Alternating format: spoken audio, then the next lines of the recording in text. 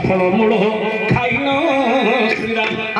दिवस मिशी बंचिले जाई पंचवटी रे जाई पंचवटी रे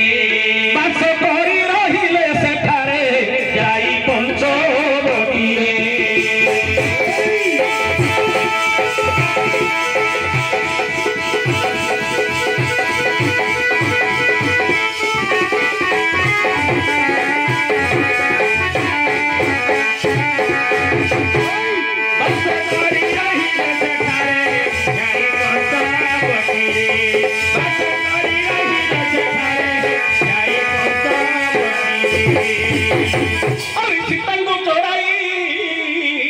नेला दे रावण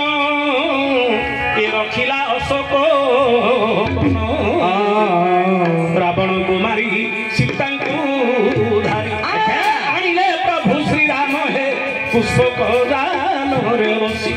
पुष्पक जान रे बसी अयोध्या पूरा मिले आसी है पुष्पक जान रे बसी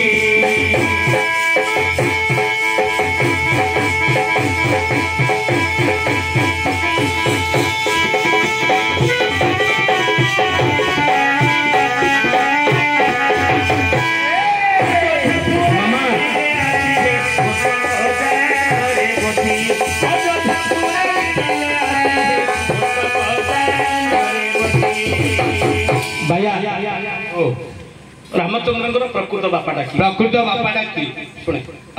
प्रभु रामचंद्र पितृ सत्य पालन कर 14 वर्ष वन को गले रावण सीता को चोरी कर ना रावण को बद्ध कर सीता को उद्धार कर अयोध्या आसिक पहुंचले जीवित अयोध्या अयोध्या पहुंची गले प्रजा मैंने देखी देखी आनंदित होले प्रभु राति पाइले तो रजा होता माँ कही 14 वर्ष वनवास पठेदेले वनवास तो सरीला फेरिल प्रभु तुम सिंहासन में बसिला राम राज्य देखी भगवान कहले ठीक अच्छी तुम जड़े दी जन कहले राजा बाकी ना पिला माने तुम जड़े दी जन कहले राजा हो पारि अयोध्यार सब प्रजा जदि सम्मति दब ताहले राजा कहीं जदि भरत राजा लोके जदि चाहिए भरत ही राजा मु राजा हबार मोर लोभ नहीं पुणी वनवास को चली किंतु प्रजा मैंने कौन कले बोले नहीं प्रभु आपण ही राजा हेबाक पड़ी ताहले समस्त सम्मति दियो समस्त राजा प्रजा मान सर्वसाधारण सभा डाकिले अयोध्यार सब प्रजा आसिक जमा हेले रामचंद्र जन जन कर देखिले जे समस्त अछंती समस्त अछंती किंतु जणे नहीं ये नहीं मंथरा नहीं देखिले जे समस्त अछंती मात्र मंथरा नहीं भरत को पचाले बोले भाई अरे सब पार्टी नहीं भरत को पचारे बोले भाई अरे मु सभा समस्त देखुची किंतु भरत नहीं मंथरा नहीं भरत कहला भाई ना तुम जान ये मंथरा हूँ सब मूलर नाटक तुम 14 वर्ष बन को जावाई मंथरा हूँ सब मूलर नाटक माँ कहीकि तुमको 14 वर्ष बन को पठे ये कथा जानिली शत्रुघ्न द्वारा नात मारी राज्य बाहर करदेली से मामू घर मामू घर अच्छी रामचंद्र बोले केटे कथा जहाँ कर किंतु मंथरा न आसिला जाक सभा कार्य हम नहीं मंथरा आसिला का सभा कार्य हम रथ पठेले मंथरा को डाकी आनी मंथरा आसिक उपस्थित है रामचंद्र कहले आस जन जन छिड़ा मुझे राजा है समस्त मत दियो अयोध्यार प्रजा मैंने समस्त जन जन छिड़ा जी छिड़ा दिन आम भोट देले मत प्रदान कले जहाँ को अधिक मत मिल सी राजा हम मुख्यमंत्री हम से प्रधानमंत्री हम केमी मत देवा पड़ो राम राज्य राम राज्य गणतंत्र शासन प्रजा मैंने जड़े जड़े छिड़ा जी छिड़ा प्रथम रामचंद्र को गाली मंथरा मति भ्रम मुनि भी मति भ्रम कहीं ना मन इया छड़े इले पाटी नहीं पाटी यदि करले मन इया छड़े हे हेले समस्त मंथरा को गाड़ी मंथरा कहले बोले प्रभु राति पहले रजा ही थंतो ए पिजुगुडी मंथरा तुमको बन को पठेला मु सम्मति करछि तमे सिंहासन पे बस समस्त कोटी कथा समस्त कहि समस्त को सरला शेष को मंथरा हाथ जोड़ी छडा बोला प्रभु समस्त को तो सरला एथर मते आदेश दियो मु के पदे कहि जिमिति मंथरा छडा ही पड़ी ठिया जल गुट पड़ला हे नहीं कुछ कहना थरे कहलु बण को पठाई देलु आउ थरे कोन कहि आउ थरे बण को पठाई देलु आउ थरे बण को पठाइलु तो कथा विश्वास नहीं किंतु रामचंद्र दयालु पुरुष बोले मंथरा मु आदेश दउछि तू चाहे कहले कथा निर्भर कह राम को आदेश मिले प्रजा माने विरोध करिवे किछि नहीं कोन कह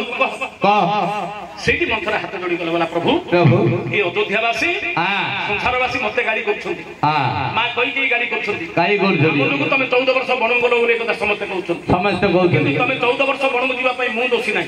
नाही मां कहि के दोषी नहीं दोषी के प्रकृत दोषी तम बापा दशरथ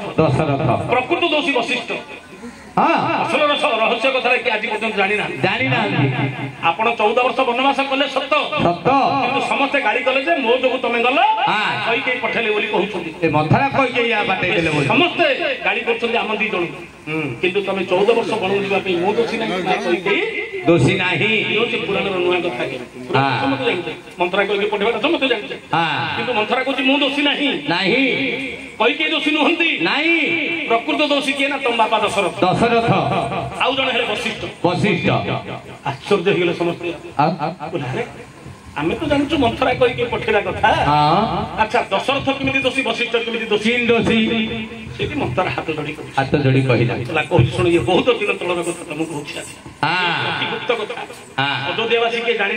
नाही तेणु करी मते गाड़ी करछन बहुत दिन तळर कथा कहू सुन तम बापा दशरथ केमिति दोषी अरे कहई मंथरा सुन हे श्री राम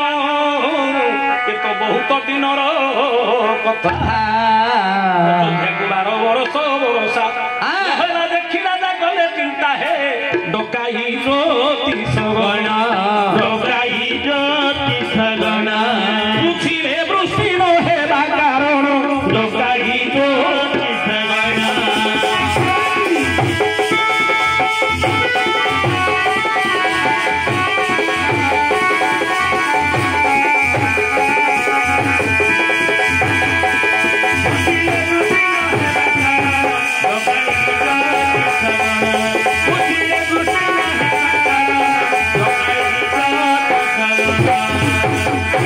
कौन बड़े जन कोड़े कोड़े सब ठूटी पतले ही पड़ले कोड़े होइबे आ गया तो मैं लोग कहू तो भलो कथा परिश्रम वाले हम 4 जन पळे था काई ओडा गाड़ी गोड़ी करी आनी की दरकार ना ले सोइयो ना मझे घड़िया कौ से आ दीदी किनटा टोला हे गेला से जुता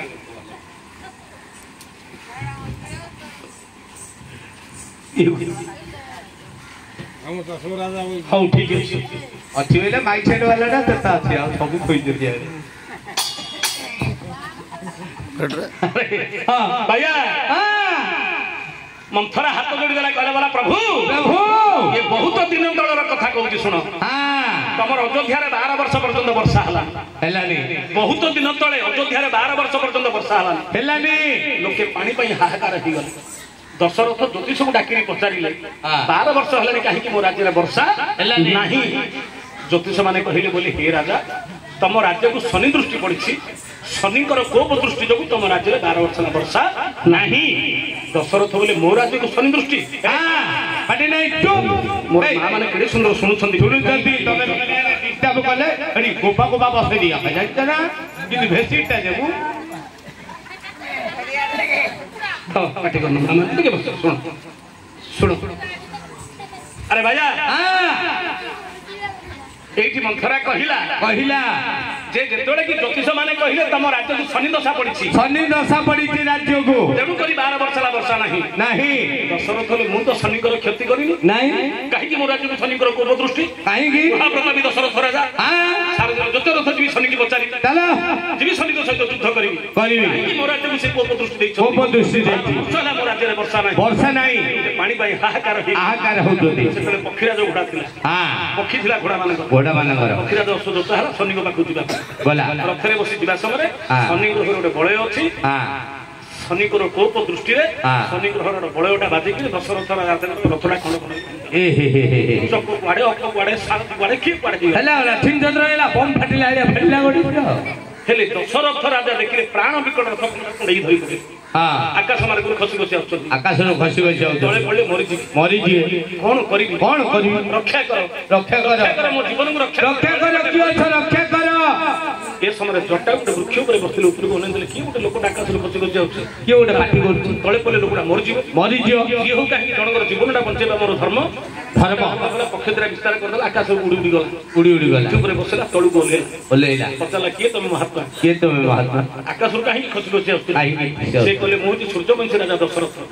ଶନିଙ୍କ ପାଖକୁ ଯାଇଥିଲି ଯୁଦ୍ଧ କରିବା ପାଇଁ ଶନି ଦୃଷ୍ଟି ରଥଟା ଭାଙ୍ଗିଗଲା ଆକାଶରୁ ଖସି ଖସି ଆସୁଥିଲି ତମେ କିଏ ମୋ ଜୀବନଟାକୁ ବଞ୍ଚେଇ ଦେଲ ସେ କହିଲେ ମୁଁ ହଉଛି ଜଟାୟୁ ଦଶରଥ କହିଲେ ତମେ ଯିଏ ହଉ ନା କାହିଁକି ତମେ ମୋର ଜୀବନଟାକୁ ବଞ୍ଚେଇ ଦେଲ ତଳେ ପଡିଥିଲେ ମୁଁ ମରିଯାଇଥାନ୍ତି ତମେ ମତେ ପିଠି ଉପରେ ଯଦି ବସେଇ ନଥାନ୍ତ ଆକାଶରୁ ପଡିଥିଲେ ମୁଁ ମରିଯାଇଥାନ୍ତି ମୋ ଜୀବନଟା ବଞ୍ଚେଇଲ ଯିଏ ହଉ ନା କାହିଁକି ଆଜିକୁ ତମେ ହଉଛ ମୋର ମୈତ୍ର ଆଜ୍ଞା ଶୁଣନ୍ତୁ ଆମେ ପୁରାଣରେ ଜାଣିଛେ ଦଶରଥ ଜଟାୟୁ ମୈତ୍ର ବୋଲିକି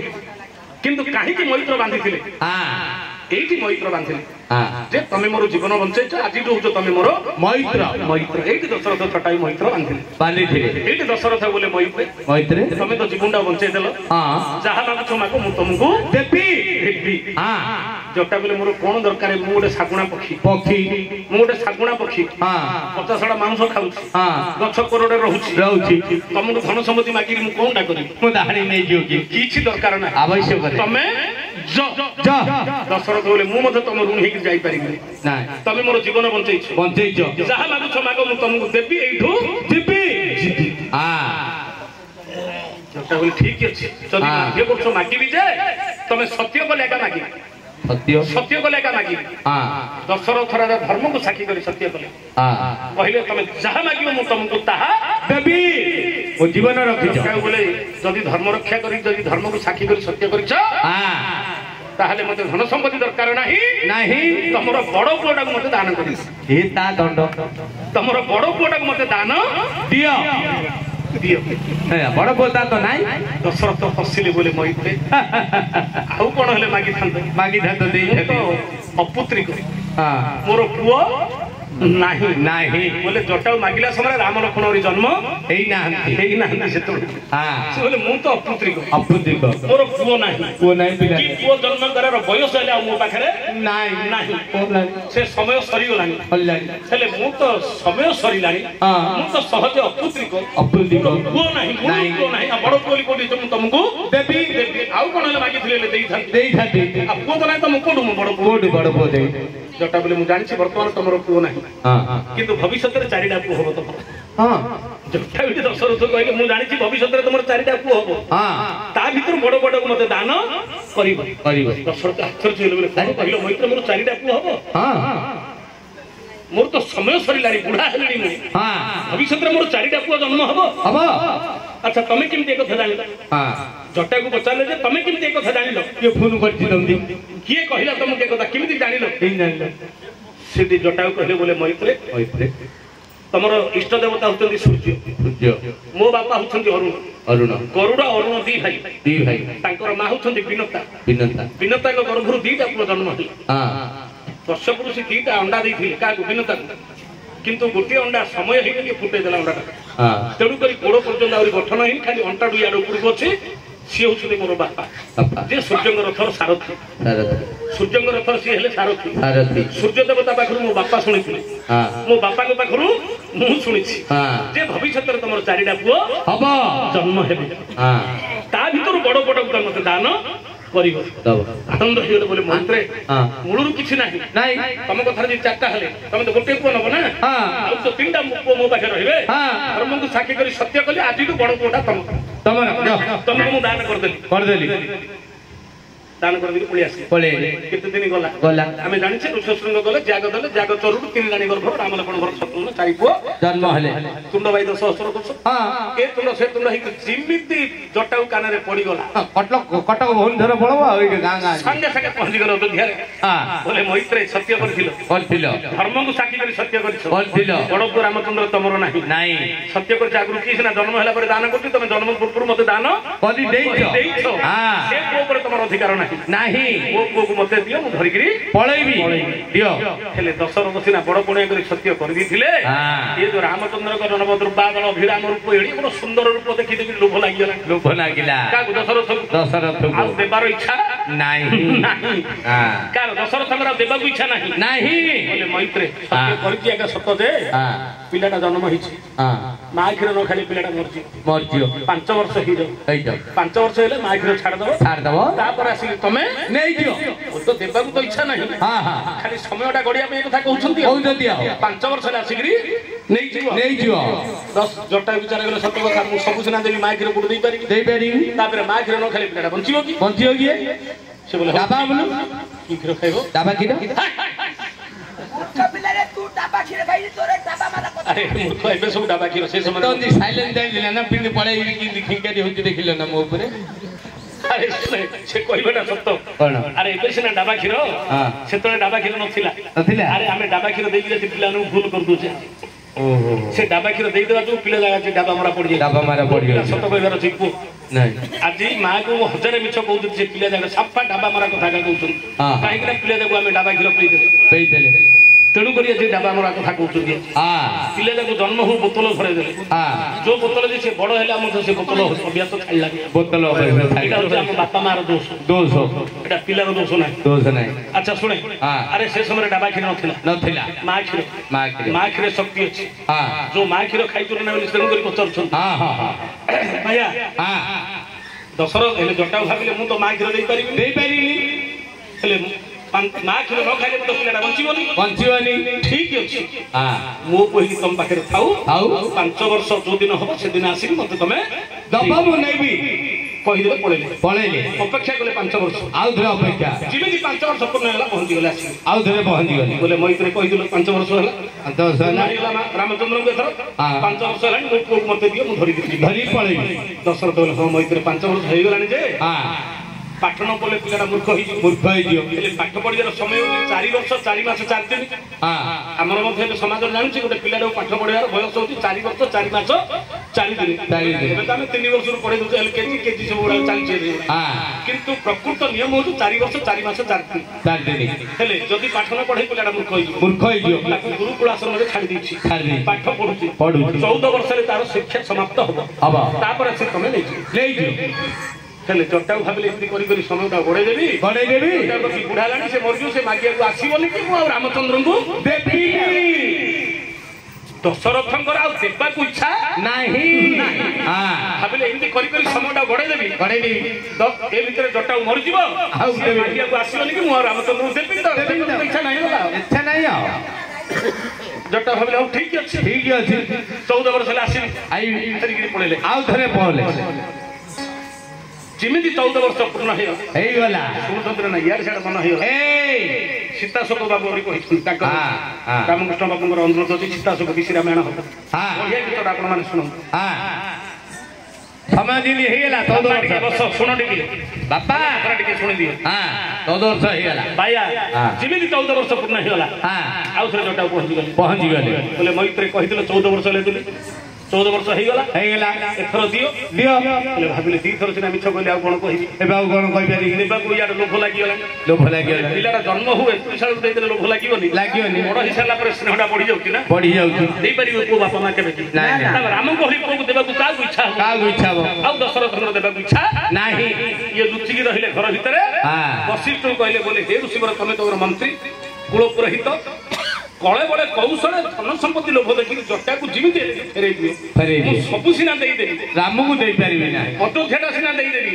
किंतु रामचंद्र को दे पारि किमिति कौन कर उपाय कर फेरे लुचिक रहे दशरथ गले वशिष्ठ को पठेदे जटा पाखु वशिष्ठ राजनीति ଏବେ ତ ଜାଣୁଛ ରାଜନୀତିରେ ଅଛି କୂଟନୀତି କୂଟନୀତି ଇଏ କଲେ କୂଟନୀତି କୂଟନୀତି ସେଇ କାହା ପାଖରେ କଲେ ଜଟାୟୁ ପାଖରେ ପଚାରିଲେ ଜଟାୟୁ କୁଆଡେ ଆସିଛ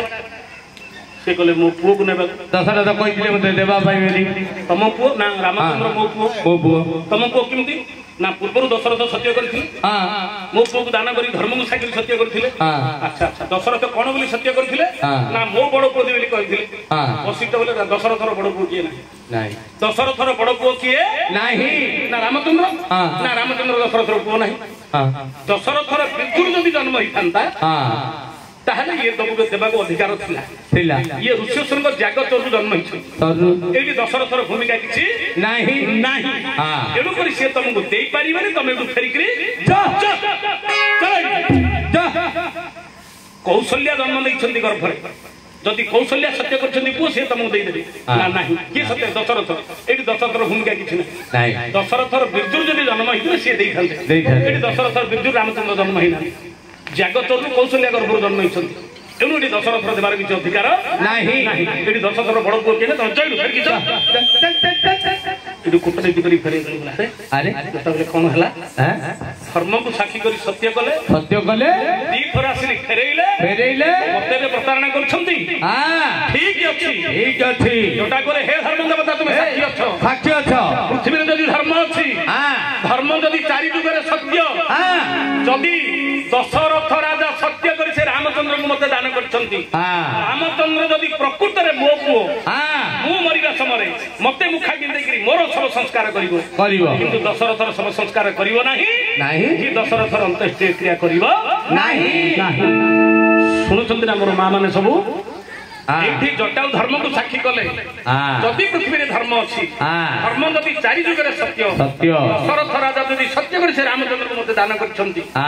ଯଦି ରାମଚନ୍ଦ୍ର ପ୍ରକୃତରେ ମୋ ପୁଅ ମୁଁ ମରିବା ସମୟରେ ମତେ ମୁଖା ପିନ୍ଧେଇକିରି ମୋର ଶବ ସଂସ୍କାର କରି ମୋର ଅନ୍ତ୍ୟେଷ୍ଟିକ୍ରିୟା କ୍ରିୟା କରିବ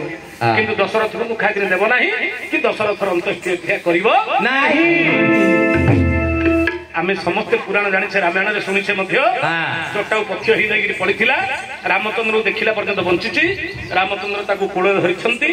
ଗୋଦାବରୀ ନଦୀରୁ ମରିବା ସମୟରେ ପାଣି ଟିକେ ଦେଇଛନ୍ତି ମୁହଁରେ ତାର ଜଟାୟୁକୁ ଚନ୍ଦନ କାଷ୍ଠ ସଜାଡିକିରି ଚିତାଗ୍ନି ଦାହ କରିଛନ୍ତି ତିଳ ତର୍ପଣ କରିକି ଯେମିତି ଶୁଦ୍ଧିକ୍ରିୟା କରିବା କଥା କାହାର କରିଛନ୍ତି ଜଟାୟୁର କରିଛନ୍ତି କିନ୍ତୁ ଦଶରଥର କରିନାହାନ୍ତି କାହିଁକି ନା ଇଏ ଦାନ କରିସାରିଛନ୍ତି ଦତ୍ତପୁତ୍ର ଜଣେ ହେଇଗଲା ପରେ ମଧ୍ୟ ସେ ତା ବାପାର କାର୍ଯ୍ୟ କରିବା ପାଇଁ ବାଧ୍ୟ ତେଣୁକରି ଜଣେ ଦତ୍ତପୁତ୍ର ହେଇଗଲେ ନିଜର ବାପାର କର୍ଣ୍ଣ କରି ତାର କରିବା ପାଇଁ ବାଧ୍ୟ ହେଲେ କାହିଁକି ଏ କଥାଟି କଲେ ଯଦି ଏ କଥାଟା ନ ହେଇଥାନ୍ତା ମନ୍ଥରା ଦୋଷୀ ହେଇଯାଇଥାନ୍ତା କଇକି ଦୋଷୀ ହେଇଯାଇଥାନ୍ତା ସଂସାର ଜାଣିବା ପାଇଁ ପ୍ରକୃତରେ ଦୋଷୀ ତମ ବାପା ଦଶରଥ ଯଦି ସିଏ ଦେଇଥାନ୍ତେ ସତ୍ୟ କରିକିରି ତମେ 14 ବର୍ଷ ବଣକୁ ଯିବାକୁ ପଡିଥାନ୍ତା ଯଦି ତମେ 14 ବର୍ଷ ବଣକୁ ନ ଯାଇଥାନ୍ତ ଏ ଯୋଉ ଧର୍ମ ସଂକଟରେ ଧର୍ମ ସାକ୍ଷୀ ଦେଇଥିଲେ ଜଟାୟୁ ତାଙ୍କ କଥାଟା ରହିଥାନ୍ତା କି ନାହିଁ ତମେ ଧର୍ମ ପୁରୁଷ ଧର୍ମ ରକ୍ଷା କରିବାକୁ ଆସିଥିଲ ତେଣୁକରି ତମ ବାପାର ଦୋଷ ଘୋଡିବାକୁ ତମେ 14 ବର୍ଷ ବଣକୁ ଗଲ ଲୋକେ ଜାଣିବା ପାଇଁ ଆମ ମୁଣ୍ଡରେ ଅଠାଟା ବୋଲିଲ ଯେ ଆମେ ତମକୁ 14 ବର୍ଷ ବଣକୁ ପଠାଇଲୁ ଆଉ ଇଏ ହଉଛି ଆଜ୍ଞା ରାମାୟଣ ଇଏ ହଉଛି ରାମାୟଣ କଥା ତେଣୁ ପ୍ରକୃତରେ ରାମଚନ୍ଦ୍ରଙ୍କର ବାପା କିଏ ଜଟାୟୁ କିଏ ହେଲା ମା ଜଟାୟୁ ତେଣୁକରି ଜଟାୟୁର ସେବା କରିଛନ୍ତି ଜଟାୟୁର ଶୁଦ୍ଧି କାର୍ଯ୍ୟ କରିଛନ୍ତି ଦଶରଥଙ୍କର କରିନାହାନ୍ତି ଯେହେତୁ ଦଶରଥ ଦାନ କରିସାରିଛନ୍ତି ଆସନ୍ତୁ ବାବୁ ମାନେ